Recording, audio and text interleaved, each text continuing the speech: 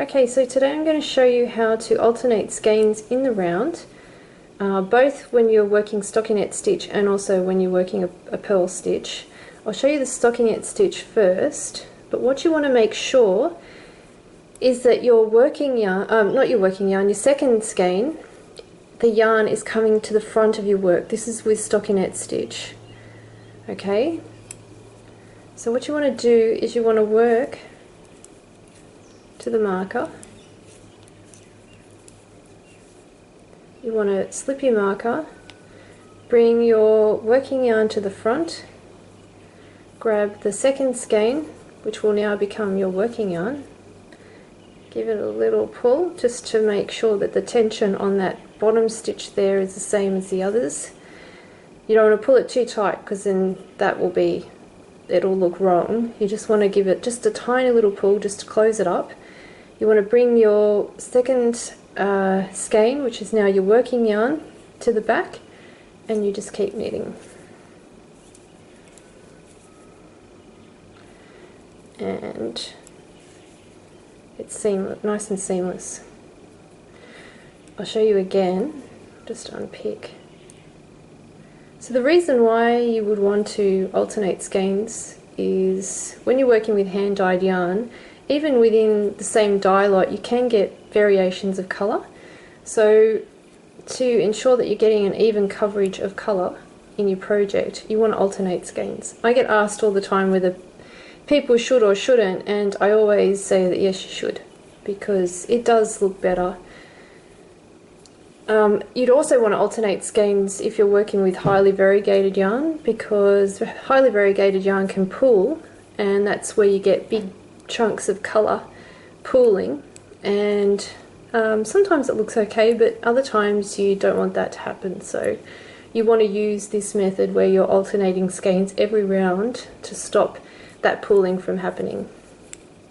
Okay, so again, you just want to make sure that your second skein is coming out at the front of your work for stockinette stitch.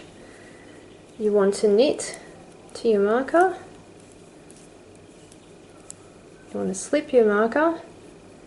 You want to bring your working yarn to the front.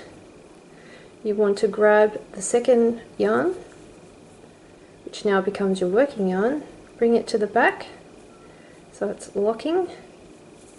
See how it's locking at the, just in here, lock it at the back. You want to pull that just a tiny bit to make sure that that stitch tension is the same as the others, and you want to knit, and that's it. And you just keep doing that every round,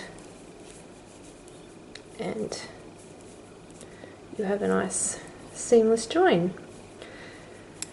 Now if you're working reverse stockinette stitch, or if you're needing to purl, okay, I'll show you how to do that.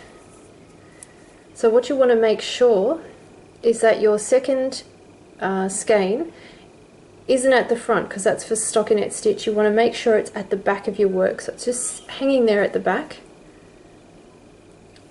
And of course with purl, when you're purling, your working yarn is at the front. So it's just opposite. So what you want to do is you want to purl to your marker,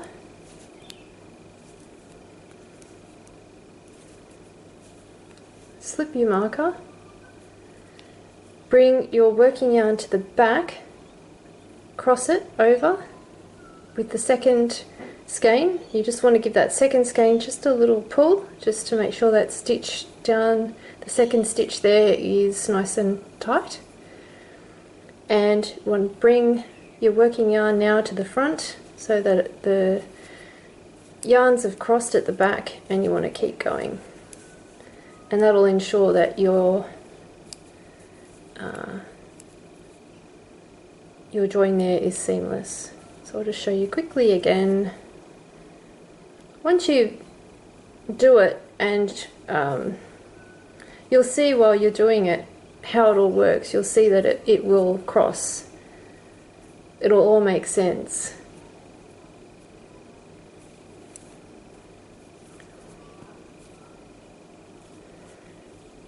Okay, So again, when you're purling, you want to make sure your second skein is at the back of your work.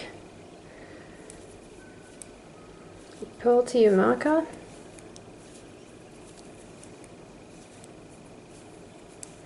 Slip your marker. Bring your working yarn to the back. Cross it. Bring your second skein, or actually just give that second skein a slight little pull. Bring the second skein to the front so that it's crossing and locking in that working yarn, and you want to just keep working. That's it. And there you have it. Nice even join, no holes.